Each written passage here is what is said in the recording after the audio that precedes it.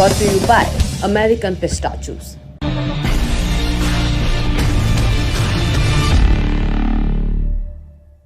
खबरों की दुनिया में कुछ नया करने का बड़ा दबाव होता है। नई खबर लाओ, नया एंगल लाओ, नए तरीके से खबर प्रेजेंट करो।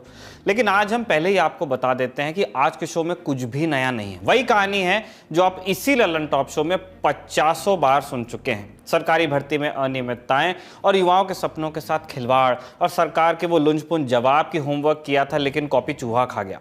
आइए भर्ती कथा का एक नया अंक शुरू करें। गौर कीजिए कुछ डिटेल्स पे। इसी साल की जनवरी में मध्य प्रदेश में भर्ती निकलती है, ग्रुप 2 सब ग्रुप 4 की भर्ती। इसमें सहायक संपरीक्षक, सहायक जनसंपर्क परीक्षक, सहायक नगर निवेक्षक, सहायक राजस्व अधिकारी, सहायक अग्निशमन अधिकारी और भू अभिलेख राजस्व विभाग के अंतर्गत पटवारी की पोस्ट थी। यहां से आप एक कीवर्ड पकड़िए, पटवारी। राजस्व विभाग का वो सरकारी कर्मचारी होता है पटवारी जो जनता से सीधा मुखातिब होता है। जैसे पुलिस में सिपाही होते हैं वैसे ही राजस्व में पटवारी। इनका काम होता है ज़मीन की नाप जोख का हिसाब करना, हिसाब रखना। मार्च में पेपर होता है इसके लिए। करीब 14 लाख लोगों ने पेपर दिया। इस संख्या पर आपको गौर करना चाहिए। ये संख्या आपको देश में व्याप्त बेरोजगारी की गूंज भी सुनाती है। ये 14 लाख युवा पेपर देकर सकते में थे। अभ्यर्थियों का कहना था कि पेपर इतना टफ था कि 200 कुल नंबर जो थे उसमें से 140 150 किसी को मिल जाए बहुत बड़ी बात होगी। लेकिन 30 जून को जब रिजल्ट आया तो सबके होश फाख्ता हो गए। किसी को कुछ समझ नहीं आया। किसी के 177 नंबर आए, किसी के 164। और इन सब टॉपर्स में एक चीज कॉमन थी, एग्जाम सेंटर। आरोप लगे कि एक एग्जाम सेंटर पर पेपर देने वाले टॉप कर जा रहे हैं। इस सेंटर का कनेक्शन एक भाजपा विधायक से है तो लोगों ने 2 और 2 4 कर लिया। सेंटर के अलावा संदेह पैदा करने वाले और तथ्य भी दिए जा रहे हैं और इस कथित घोटाले का स्केल 300 करोड़ से भी ज्यादा बताया जा रहा है। इसीलिए आज की बड़ी खबर में आपको इस कथित घोटाले से जुड़ी सब बातें बताएंगे। आरोप क्या क्या हैं, किस आधार पर परीक्षा के नतीजों को क्वेश्चन किया जा रहा है, घोटाला कहा जा रहा है, कौन कौन स्टेक होल्डर्स हैं, क्या कोई जांच शुरू हुई है, मध्य प्रदेश सरकार का क्या रुख है इस बारे में और इस तरह के और घोटालों की कहानी क्या रही है। नमस्कार, मैं हूं निखिल और आप देखना शुरू कर चुके हैं दी ललन टॉप शो। बात शुरू की जाए इससे पहले एक लिस्ट पर आप गौर कीजिए। 30 जून को जारी हुई टॉपर्स की लिस्ट। रैंक 1 पूजा शर्मा, दूसरा रैंक रिंकू सिंह गुर्जर, तीसरा रैंक पूनम राजावत, चौथा रैंक कृष्णा कुशवाहा, पांचवा रैंक पूजा रावत, छठा रैंक मधुलता गढ़वाल, सातवां रैंक राम नरेश सिंह गुर्जर, आठवां रैंक आकाश शर्मा, नौवां रैंक कृष्ण कुमार पटेल, 10वां रैंक अंकित मीणा। अब इसमें से पूजा, पूनम, कृष्णा, पूजा, मधुलता, आकाश और अंकित का नाम आप पकड़िए। टॉप 10 में से इन 7 नामों के साथ एक चीज कॉमन है, इनका एग्जाम सेंटर सब ग्वालियर में हुआ। ग्वालियर का जो कॉलेज निशाने पर है उसका नाम है NRI college of engineering and management. अब संयोग तो हो ही सकता है कि एक ही सेंटर से सारे टॉपर्स निकले हों, लेकिन जब संयोग too good to be true लगे तो शक पैदा होता ही है। परीक्षा में शामिल हुए दूसरे उम्मीदवारों ने भी सवाल उठाए कि टॉप तो कोई भी कर सकता है, इसमें कोई बुराई भी नहीं, लेकिन एक ही एग्जाम सेंटर में परीक्षा देने वालों के ही नंबर ज्यादा क्यों आ रहे हैं? क्या इस एग्जाम सेंटर में पहले से सेटिंग की गई थी? इस सवाल के जवाबदेहों तक चलें इससे पहले अभ्यर्थियों के कई सवाल हैं जिनको हम आपके सामने रख रहे हैं। रोल नंबर को लेकर, दस्तखत को लेकर, आंसर की को लेकर। पहले एक एक कर इन मसलों को हम समझते हैं। पहला मसला है हिंदी में दस्तखत। आमतौर पर लोग अपने दस्तखत को लेकर बहुत स्पेसिफिक होते हैं, जानबूझकर तिकड़म करते हैं कि कोई उनका साइन चेप ना पाए। और एक बात है जो गौरतलब है, चूंकि हमारी शिक्षा और नौकरी में अंग्रेजी को तवज्जो मिलती रही है, सो अब ज्यादातर लोग अंग्रेजी में ही दस्तखत करते हैं, कम से कम हमारी उम्र के लोग। कम ही लोगों को आप हिंदी में साइन करते देखेंगे और इनमें से शायद विरले ही होंगे जो हिंदी में सीधे शब्दों में अपना नाम लिखकर साइन करेंगे, निखिल। लेकिन इस परीक्षा में टॉप करने वालों ने सब ने हिंदी में साइन किए, वो भी सीधे सीधे और साफ साफ शब्दों में, जैसे पूजा, कृष्णा, रिंकू। अभ्यर्थी पूछ रहे हैं कि क्या वाकई में टॉपर ऐसे ही साइन करते हैं या जानबूझकर हिंदी में सीधे शब्दों में दस्तखत किए गए हैं ताकि कोई भी ऐसे ही साइन बना सके और परीक्षा में फर्जीवाड़ा कर सके। दूसरा मसला, टॉपर लिस्ट जारी क्यों नहीं हुई और जब हुई तो उस पर तारीख पुरानी क्यों पड़ी थी? इन भर्तियों को कराने वाली एक ही संस्था है, व्यापमं। मध्य प्रदेश में व्यापमं कोई भी परीक्षा आयोजित कराता है तो उसकी टॉपर लिस्ट भी जारी होती है, लेकिन सिर्फ इसी परीक्षा की टॉपर लिस्ट जारी नहीं हुई। और जब लिस्ट जारी हुई तो उस पर तारीख पड़ी थी 29 जून, माने लिस्ट 11 दिनों तक पब्लिक डोमेन में आई ही नहीं। तीसरा मसला, सवालों के गलत जवाब। हमने जब सोशल मीडिया पर लोगों से पूछा कि परीक्षा को लेकर उनकी क्या शिकायतें हैं, तो बहुतेरे लोगों ने आंसर की यानी सवालों की कुंजी पर सवाल उठाए। आप जानते हैं कि किसी भी एग्जाम के बाद नतीजों से पहले आंसर की में प्रश्न पत्र के जवाब बता दिए जाते हैं। इससे होता यह है कि परीक्षार्थी अपने जवाब मिलाकर एक अनुमान लगा लेते हैं कि पास होंगे या फेल, या जो वो लिख कर आए हैं वो कितना सही था। अब अगर आंसर की में ही किसी सवाल का गलत जवाब दे दिया जाए तो उसके लिए ऑब्जेक्शन भी डाला जा सकता है कि आपने जो की बनाई है उसमें ही प्रॉब्लम है। ऑब्जेक्शन में अगर दम हो तो जवाब को दुरुस्त भी किया जाता है। छात्रों का कहना है, शिकायत है इनफैक्ट, कि आंसर की में कुछ जवाब गलत थे और उनके ऑब्जेक्शंस के बावजूद सवालों को हटाया नहीं गया, बल्कि जो सवाल सही थे उन्हें हटा दिया गया। इस तरह से इम्तिहान में एक आध सवाल से ही मामला गड़बड़ हो जाता है। सही सवाल हटाने से पूरी मेरिट लिस्ट ही गड़बड़ हो गई। अगला मसला, अनारक्षित और आरक्षित में गड़बड़ी। इसको आप एक एग्जाम्पल से समझिए। अर्पित पांडे ने परीक्षा दी, उनके नंबर आए 147। ईडब्ल्यूएस यानी आर्थिक तौर पर कमजोर कैटेगरी के ये कैंडिडेट हैं। उनका कहना है कि कई उम्मीदवारों ने फॉर्म भरते वक्त गलती से संविदा कर्मी के प्रेफरेंस पर क्लिक कर दिया, जिसकी वजह से उन्हें संविदा वाली पोस्ट मिली, लेकिन उन्होंने ये गलती नहीं की थी। बावजूद इसके उन्हें संविदा कर्मी का पद दिया गया है, जबकि उन्हें अनरिजर्व कैटेगरी से कई जिलों में पटवारी का पद मिल सकता है। लेकिन ईडब्ल्यूएस के चलते उन्हें एमपी शासन, पंचायत एवं ग्रामीण विकास विभाग में संविदा कर्मी का पद दे दिया गया है। ये कुछ मसले हुए। अब आप उन छात्रों को सुन लीजिए जो न्याय की मांग कर रहे हैं। तो जब रिजल्ट आया तो हमें लगा चलिए रिजल्ट आया, क्योंकि 5 साल बाद भर्ती आई थी, बहुत दिनों बाद मुस्कुराए थे छात्र। लेकिन जैसे रिजल्ट आता है और कुछ टॉपरों की मार्कशीट वायरल होती है, जो संभवतः इतना मतलब पच ही नहीं पाया किसी छात्र को कि 190 नंबर में 186 नंबर तक कोई ला सकता है। देखिए, संगठन का मांग ये है कि सबसे पहले इस भर्ती की पूरी, अभी तो सिर्फ 10 लोग सामने आए हैं, अभी जांच बैठेगी तो हो सकता है, जो अनुमान लगाया जा रहा है कि 2 से 2,500 बच्चे ऐसे हैं जो इस भ्रष्टाचार में पाए जाएंगे। सबसे पहले सीबीआई जांच हो इसके पारदर्शिता के साथ। इसके बाद हम चाहते हैं कि जो टॉप 10 लोग हैं उनको मीडिया के माध्यम से सामने लाया जाए, उनका इंटरव्यू लिया जाए। वर्तमान में मध्य प्रदेश का युवा त्रस्त हो चुका है, परेशान हो चुका है यहाँ के फर्जीवाड़े से, क्योंकि कोई भी एग्ज़ाम हो, चाहे वो एमपी टेट हो, पुलिस का एग्ज़ाम हो, या फिर रिसेंट पटवारी का रिजल्ट आया जहाँ एक ही कॉलेज के बच्चे टॉप कर रहे हैं, सब इंजीनियर का जहाँ एक ही ज़िले के बच्चे टॉप रैंक में हैं। तो ऐसा तो कोइंसिडेंट हो नहीं सकता है कि एक ही कॉलेज में जिनका आ रहा है वही बहुत इंटेलिजेंट है, ऐसा बिल्कुल नहीं है। चाहे वो पीएससी का एग्ज़ाम हो जहाँ 87%, 13% का कॉन्सेप्ट देकर बच्चों के रिजल्ट रोक दिए हैं, टाइम पे रिजल्ट नहीं आ रहा है। तो मैं बस यही कहना चाहती हूँ कि एक बार क्यों ना उच्च स्तरीय जांच बैठाई जाए। मैं दावे के साथ कहता हूँ, इनका कोई भी कितना भी पढ़ा लिखा मंत्री एक बार हम लोग के सामने आए और एक भी तथ्य को हम लोग को झूठा साबित कर दे, तो हम लोग यह पूरा जो अभी चला रहे हैं आंदोलन पटवारी भर्ती परीक्षा को लेकर तुरंत ही स्थगित कर देंगे। लेकिन इनके पास कोई तथ्य नहीं है इसको झूठा साबित करने की। तो पटवारी की परीक्षा में होने वाले घोटाले और परीक्षाओं में होने वाली अनियमितताओं के कारण मेरा पटवारी परीक्षा में सिलेक्शन नहीं हो पाया। साथ ही परीक्षा में होने वाले घोटाले के कारण बहुत से बच्चों का सिलेक्शन नहीं हो पाया। मैं उच्च अधिकारियों से आवेदन करती हूँ कि परीक्षा में होने वाले घोटाले की पूर्णतः जांच। मैं आग्रह करता हूँ कि इसकी निष्पक्ष जांच हो, क्योंकि एक ही कॉलेज से साथ साथ विद्यार्थियों का टॉपर लिस्ट में शामिल होना यह कहीं से कहीं तक मुझे न्याय संगत नहीं समझ में आ रहा है।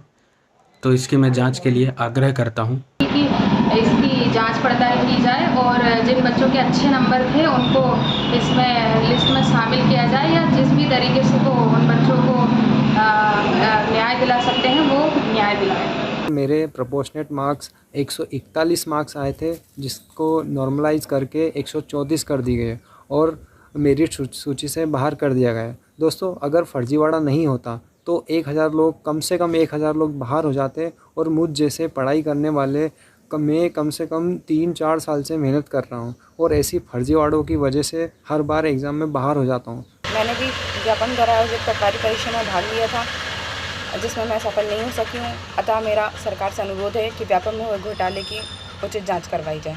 आपने छात्रों को सुन लिया, सबके अपने सवाल हैं। सवाल उस कॉलेज पर भी हैं जहां से 10 में से 60 टॉपर्स ने बैठ करके परीक्षा दी है, और इस कॉलेज का संबंध बीजेपी के विधायक संजीव कुशवाहा से बताया जा रहा है। संजीव मध्य प्रदेश के भिंड से भारतीय जनता पार्टी के विधायक हैं।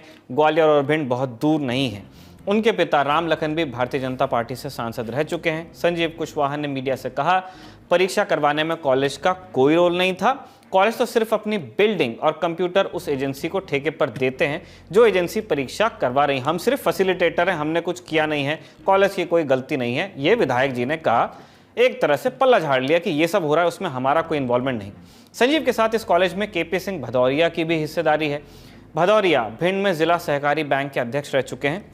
हमने उनसे फ़ोन पर बात की तो उन्होंने बस इतना ही कहा, कॉलेज पिछले कुछ सालों से बंद है, लेकिन हमारे यहाँ परीक्षाएं आयोजित कराई जाती हैं।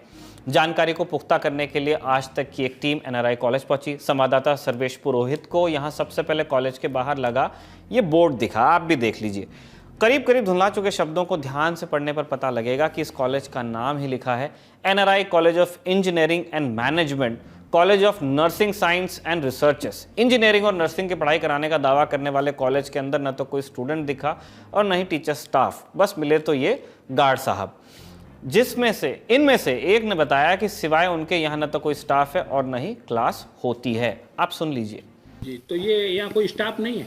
कोई स्टाफ नहीं है, आप ही लोग ड्यूटी करते हैं? बस गार्ड ही रहते हैं, बदल बदल के यार, रात में दिन में बस। कॉलेज में कोई क्लास चलते हैं? नहीं, कुछ नहीं चला सर। कोई कॉलेज क्लास नहीं चलते? स्टूडेंट आते हैं? नहीं, अभी कोई नहीं आ रहा। तो किसके लिए, जैसे यहाँ क्या परीक्षा? पहले ही परीक्षा वही जब ही चली, बस परीक्षा बराबर। जब हम थे नहीं, हम तो अभी 1 महीने से आए हैं। मतलब इस कॉलेज में परीक्षाएं चलती हैं? परीक्षा वही थी ना। अब सवाल उस संस्था पर है जो ये परीक्षा करवाती है। सरकारी भर्तियों को 2 मोटे खाकों में आप बांट सकते हैं, अधिकारी स्तर की परीक्षाएं और कर्मचारी स्तर की परीक्षाएं। अधिकारियों की भर्ती जैसे एसडीएम, डीएसपी, तहसीलदार, राज्य लोक सेवा आयोग यानी कि स्टेट पीसीएस कराती है, और कर्मचारी स्तर की जो परीक्षाएं होती माने सिपाही, दरोगा, पटवारी, इनकी परीक्षा व्यावसायिक परीक्षा मंडल यानी व्यापमो करवाता है। अंग्रेजी में Madhya Pradesh professional examination board है, एक सेल्फ फाइनेंस्ड और स्वायत्त संस्था है, बोला तो यही जाता है, जो राज्य में कई परीक्षाएं आयोजित कराती है। It is incorporated by the state government, ऐसा लिखा गया है इसके बारे में। व्यापमो का रिकॉर्ड बहुत साफ रहा नहीं है, आप सुनते ही समझ भी गए होंगे। इससे पहले भी 2 घोटाले व्यापम घोटालों के नाम से कुख्यात हैं। पहला 2013 का है, 90 के दशक से ही घोटाला चल रहा था, 2009 में जाकर के पर्दाफाश हुआ। साल 2013 में मध्य प्रदेश के स्वास्थ्य विभाग से जुड़े रहे आनंद राय ने इंदौर पुलिस को एक शिकायत दी थी कि व्यापम की तरफ से मेडिकल भर्ती परीक्षाओं में बड़े पैमाने पर धांधली हुई है। इस कैंप में राजनेता, वरिष्ठ और कनिष्ठ अधिकारी और व्यवसायी सभी शामिल पाए गए। किसी और के नाम से पेपर लिखने से लेकर अधिकारियों को रिश्वत देने तक में इनकी संलिप्तता मिली। एफआईआर हुई, गिरफ्तारियां हुई, मास्टरमाइंड को गिरफ्तार किया गया। सीबीआई जांच की मांग हुई, जुलाई 2015 में जाकर सीबीआई जांच को मंजूरी मिली। अंततः 2019 में जाकर ऑडिट रिपोर्ट में खुलासा हुआ कि व्यापम के अंदर गंभीर अनियमितताएं हुई हैं। अगस्त 2022 में सीबीआई की एक विशेष अदालत ने व्यापम घोटाले में 5 लोगों को 7 साल की सजा सुनाई। सजा तक बात गई, इसका मतलब गड़बड़ थी। दूसरा केस है 2022 का। मार्च 2022 में एमपीटीईटी यानी शिक्षक भर्ती के लिए इम्तहान हुआ। कथित तौर पर परीक्षा से पहले ही पर्चा सोशल मीडिया पर वायरल हो गया। पिछले घोटाले के विसल ब्लोअर डॉक्टर आनंद राय ने इस घोटाले का आरोप मुख्यमंत्री कार्यालय में तैनात उप सचिव लक्ष्मण सिंह मरकाम पर लगाया। माने हम भाजपा के सबसे मौजूदा कार्यकाल की बात कर रहे हैं। फिर से सीबीआई जांच की मांग हुई। छात्र संगठनों और दिग्विजय सिंह समेत विपक्ष ने भी सरकार के खिलाफ मोर्चा खोला। पलटकर उप सचिव लक्ष्मण सिंह मरकाम ने आनंद राय के खिलाफ ही शिकायत दर्ज करवा दी। लक्ष्मण सिंह की शिकायत के बाद मामला क्राइम ब्रांच में भेजा गया। आनंद राय के खिलाफ नोटिस जारी किया गया, उन्हें तलब किया गया, वो आए नहीं तो उन्हें दिल्ली से गिरफ्तार भी किया गया। इस मामले की सुनवाई अभी सुप्रीम कोर्ट में चल रही है। और अब आ गया है व्यापम घोटाला 3.0। हमको भी 2.0 लगता था, अब मुझे भी पता चल रहा है कि तीसरा है। हालिया मामले में हमने मध्य प्रदेश के कर्मचारी चयन मंडल का पक्ष जानने की कोशिश की, लेकिन अब तक उनकी तरफ से कोई बात करने को तैयार हुआ नहीं। हमने मंडल के पीआरओ को फ़ोन किया, उन्होंने कहा कि वो इस मसले पर बोलने के लिए उपयुक्त नहीं है, अधिकृत नहीं है। इस पर डायरेक्टर मैडम से ही जवाब आप ले सकते हैं। वेबसाइट पर दिए गए नंबर पर हमने डायरेक्टर को फ़ोन मिलाया तो फ़ोन नहीं मिला। वेबसाइट पर दिए गए इंक्वायरी के नंबर पर फ़ोन मिलाया तो फ़ोन उठाया नहीं गया। फिर हमने इस एग्ज़ाम की कंट्रोलर हेमलता जी को फ़ोन मिलाया तो सवाल सुनते ही उन्होंने कहा कि डायरेक्टर मैडम का फ़ोन आ रहा है, आप बाद में बात कीजिएगा। इसके बाद हमने पीआरओ जेपी गुप्ता और एग्ज़ाम कंट्रोलर हेमलता को कई दफ़े फ़ोन मिलाया, लेकिन हमारा फ़ोन नहीं लिया गया। हमने वेबसाइट पर बताई गई ईमेल आईडी पर 8 जुलाई को ईमेल कर दिया था, आज 12 है, 4 दिन पहले, लेकिन उसका जवाब अभी तक हमारे पास आया नहीं है। आज 12 जुलाई को आज तक के संवाददाता इजहार कर्मचारी चयन मंडल गए थे सरकारी पक्ष जानने, लेकिन वो किसी से बात नहीं कर पाए। क्यों नहीं कर पाए, आप इजहार से ही सुनिए। सारे ऐसे सवाल थे जिन पर मुझे जो है व्यापम का पक्ष जानना था, जिसको व्यापम जो कर्मचारी चयन मंडल नाम कर दिया गया है। तो मैं करीब 4:15 बजे वहाँ पर पहुँचा तो मैंने देखा कि जो वहाँ पर काउंटर है, जो रिसेप्शन है, वहाँ पर 2 पुलिस वाले बैठे हुए हैं रजिस्टर रखकर। हर आने जाने वाले से पूछा जा रहा है कहाँ जा रहा हो, किससे मिल रहा हो, क्या कर रहे हो। फिर एक काउंटर है जिसके अंदर जैसा बैंक में काउंटर होता है, एक छोटी सी खिड़की है, उसमें से झांक के एक रिसेप्शनिस्ट है, वो पूछती है किससे मिलना है, क्या बात है। और जगह जगह स्टिकर लगे होते हैं, वीडियो बनाना मना है, तो इस तरह की चीज़ें होती हैं। फिर उनसे पूछा गया कि मुझे कंट्रोलर से मिलना है, तो उन्होंने बड़े सवाल जवाबों की छड़ी लगा दी। क्यों मिलना है, क्या बात है, क्या काम है, किससे रिलेटेड जो है बात करनी है। तो फिर मैंने बताया कि मैं एक पत्रकार हूँ, मुझे उनका पक्ष जानना है। तो फिर बोले कि वीडियो बनाएंगे, क्या कैमरा बाइट लेंगे। मैंने कहा कुछ नहीं लेगा मैम, आप मुझे 2 मिनट मुलाकात करवा लीजिए, मेरे कुछ सवाल है, मुझे उनके जवाब उनसे चाह रहा था, मैं उनका पक्ष जानना चाह रहा था। तो फिर वो बोली एक काम करिए, आप नंबर पे लगा लीजिए। तो मैंने कहा नंबर दे दीजिए। तो बोले वो वेबसाइट पे नंबर है। तो मैंने बोला हमारी लल्लन टाइप की जो टीम है वो लगातार उन वेबसाइट पे दिए गए नंबर पे फ़ोन कर रही है, आपका फ़ोन नहीं लग रहा, फ़ोन नहीं मिल रहा, फ़ोन नहीं ले रहा है। तो फिर कहले अच्छा ठीक है, ये जो उनके पास में रखा था, बोले इस पर फ़ोन लगा लीजिए। मैंने कहा नंबर दीजिए। मैंने नंबर लेके उस पर किया, उस पर कॉल नहीं लग रहा था। फिर बोले एक नंबर और दिया, उस पर कर लीजिए, उस पर भी नहीं लगा। फिर मैंने कहा मैम आप ही मेरी बात करवा दीजिए 2 मिनट के लिए। फिर उन्होंने कॉल किया और बोली कि वो मैम तो मीटिंग में बिजी है। तो मैंने कहा मैम कब मुलाकात हो पाएगी, कि ये तो पता नहीं है हमें कुछ भी। फिर मैंने कहा मैम कैसे बात हो पाएगी, कैसे मैं उनसे मुलाकात कर पाऊंगा, फ़ोन पे बात हो जाए। तो फिर उन्होंने एक नंबर दिया जो कि JP गुप्ता के नाम से था। बोला ये हमारे PRO हैं, आप इनसे बात कर लीजिए, ये आपको सब कुछ बता देंगे। तो इस तरह का कुछ नज़ारा मुझे व्यापम में देखने को मिला। और जो रिसेप्शनिस्ट थी वो काफ़ी डरी घबराई सी थी। जब मध्य प्रदेश के मुख्यमंत्री शिवराज सिंह चौहान उस आदिवासी व्यक्ति के पांव धो रहे थे जिसके मुंह पर प्रवेश शुक्ला ने पेशाब की थी, तब उनके डैमेज कंट्रोल की तस्वीरें सबने देखी। डैमेज कंट्रोल सहृदयता, जैसे आप पुकारना चाहें। लगभग हर टीवी चैनल और वेबसाइट पर दिखाई ही गई तस्वीरें। लेकिन उसी राज्य से ये भी एक खबर है जो जगह बनाने की कोशिश कर रही है और उसकी सुध किसी ने ली नहीं। व्यापम 3 मध्य प्रदेश में हो रहा है। व्यापम 1 जिसके बारे में के भाई ने आपको बताया, मुझे याद है कि 2014-15 में जब हम लोग आए थे, मैं प्रदेश कांग्रेस कमेटी का अध्यक्ष बना था, उस समय हमने इसको आप सबके मदद से, सहयोग से व्यापम 1 को पूरे देश भर में, विश्व भर में इसकी चर्चा हमने की थी। पटवारी परीक्षा का आप लोगों ने पूछा था, मैं उसको आगे तक ले जाना चाहता हूं। ये पूरे प्रदेश के अंदर 8,600 लोग सिलेक्ट हुए, 114 लोग इस सेंटर पर सिलेक्ट हुए। मध्य प्रदेश में कुल 78 सेंटर है 13 शहरों के अंदर। 9,78,000 पेपर दिए गए। ये पेपर भी 35 दिन चले हैं, 35 दिन चला है। और 70 क्वेश्चन पेपर थे, कोई एक क्वेश्चन पेपर नहीं था इसका। ये पेपर में भी 15 मार्च से 26 अप्रैल तक परीक्षाएं हुई हैं। 7 लोग पास जो आप बता रहे हैं उनके नंबर का, उसमें 6 बेटियां हैं। 6 हमारी बेटियों के साथ में बेटियों की पढ़ाई के बारे में विचार करना चाहिए, इस तरह से बदनाम नहीं करना चाहिए। ललन टॉप का कॉल है कि युवाओं के मुद्दे लगातार कवर किए जाएं। हमारे साथी सौरभ त्रिवेदी ने 8 जुलाई को ही इस मामले पर विस्तार से स्टोरी पब्लिश कर दी थी और आज तो हमने शो भी किया, इसलिए कि ये सवाल 14 लाख छात्रों का है, वोट बैंक का नहीं। शायद मुख्यमंत्री और लोगों के मुद्दों की पल पल दुहाई देने वाले बाकी पक्ष विपक्ष के नेताओं की नज़र से भी ये मुद्दा इसलिए रह गया होगा। बहरहाल हमारी कोशिश है कि उन लोगों तक ये बात पहुँच जाए जहाँ पहुँचनी चाहिए। शुक्रिया, शुभ रात्रि।